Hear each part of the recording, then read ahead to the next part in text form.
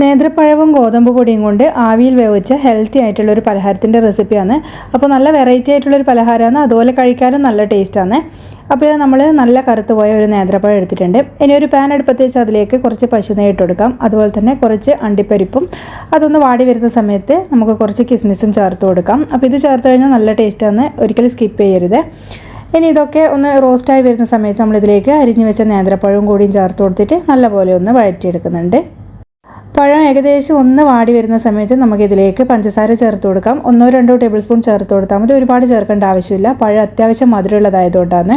അതുപോലെ തന്നെ പഞ്ചസാര വേണമെങ്കിൽ നിങ്ങൾക്ക് ഒഴിവാക്കാം. ശർക്കര പൊടി ഉണ്ടെങ്കിൽ അതായാലും ചേർത്താൽ മതി. ഒരു നുള്ളു ഉപ്പും കൂടിയും ചേർക്കുന്നുണ്ട്, നമ്മളെ ടേസ്റ്റൊക്കെ ഒന്ന് ബാലൻസ് ചെയ്ത് കിട്ടാൻ വേണ്ടിയിട്ട്. അതുപോലെ കുറച്ച് ഏലക്ക പൊടിച്ചതും ചേർത്തിട്ട് നല്ലപോലെ മിക്സ് ചെയ്യാം.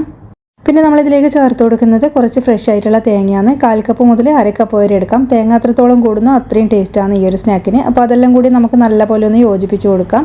ഈ ഒരു സ്പാറ്റിൽ വെച്ചിട്ട് നമുക്ക് പഴമൊക്കെ ഒന്ന് നന്നായിട്ട് ഉടച്ചെടുക്കാം. അപ്പോൾ ഇത് രണ്ടും ഇതുപോലെ നല്ലോണം മിക്സായി കിട്ടുമ്പോൾ നമുക്കിത് ഫ്ലെയിം ഓഫ് ആക്കിയിട്ട് സൈഡിലേക്ക് മാറ്റി വെക്കാം.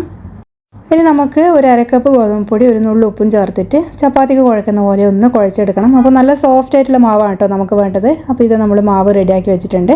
ഇനി ഒരു ചപ്പാത്തി പലകയിലേക്ക് നമുക്ക് പൊടി ഇട്ടതിന് ശേഷം ഈ ഒരു ബോൾ ചപ്പാത്തി പരത്തുന്ന പോലെ പരത്തിയെടുക്കാം. അപ്പോൾ ഒറ്റ സൈസിലുള്ള ചപ്പാത്തി ആട്ടോ നമ്മളിതിൽ പരത്തിയെടുക്കുന്നത്. അപ്പോൾ നല്ല നേർങ്ങനെ വേണം നമ്മളിത് പരത്തിയെടുക്കാൻ വേണ്ടിയിട്ട്. അതിനുശേഷം നമ്മൾ നേരത്തെ തയ്യാറാക്കി വെച്ച പഴത്തിൻ്റെ മിക്സ് ഇതിലേക്ക് ഇട്ട് കൊടുക്കാം. തണുത്തതിന് ശേഷം വേണം നമ്മൾ ഇതിലേക്ക് ഇട്ട് കൊടുക്കാൻ വേണ്ടിയിട്ട്. എന്നിട്ട് എല്ലാ ഭാഗത്തും ഒരുപോലെ ഇതുപോലെ ഒന്ന് പ്രസ് ചെയ്ത് പരത്തി കൊടുക്കാം. അപ്പോൾ എല്ലാ ഭാഗത്തും ഒരുപോലെ അന്ന് നിങ്ങൾ പ്രസ് ചെയ്ത് കൊടുത്തു കഴിഞ്ഞാൽ പിന്നെ നമുക്ക് ചെയ്യേണ്ടത് ഒരു സൈഡിൽ നിന്ന് ഇതുപോലെ ഒന്ന് മടക്കിയെടുക്കാൻ വേണ്ടുന്നത്. അപ്പോൾ രണ്ടറ്റും ഇതുപോലെ ഒന്ന് ക്ലോസ് ചെയ്ത് കൊടുക്കണേ. എന്നിട്ട് നമുക്ക് ഇതുപോലെ ഒരു ഷേപ്പാക്കി എടുക്കാം. കല്ലിൽ പറ്റുന്നതെന്ന് തോന്നുന്നുണ്ടെങ്കിൽ പൊടിയിട്ടിട്ട് ഇതൊന്ന് റോൾ ചെയ്തെടുത്താൽ മതി. പിന്നെ നമ്മൾ ചെയ്യുന്നത് ഇത് നമുക്ക് ഒന്ന് കട്ട് ചെയ്തെടുക്കാൻ വേണ്ടത്. അപ്പോൾ ഒരു കത്തി വെച്ചിട്ട് ഇതുപോലെ ഒന്ന് കട്ട് ചെയ്തെടുക്കാം. അപ്പോൾ നല്ല ഷേപ്പായിരിക്കും കേട്ടോ ഇത് കാണാൻ വേണ്ടിയിട്ട്. അപ്പോൾ നമുക്കിത് ആവിയിൽ വെച്ചിട്ടാണ് ഇത് വേവിച്ചെടുക്കേണ്ടത്. അതുപോലെ തന്നെ നിങ്ങൾക്ക് വേണമെങ്കിൽ എണ്ണയിൽ ഫ്രൈ ചെയ്തെടുക്കുകയും ചെയ്യാം. അപ്പോൾ ഹെൽത്തി ആയിട്ട് തയ്യാറാക്കുമ്പോൾ നമ്മൾ ആവിയിൽ വേവിക്കുന്നതായിരിക്കും കൂടുതൽ നല്ലത്.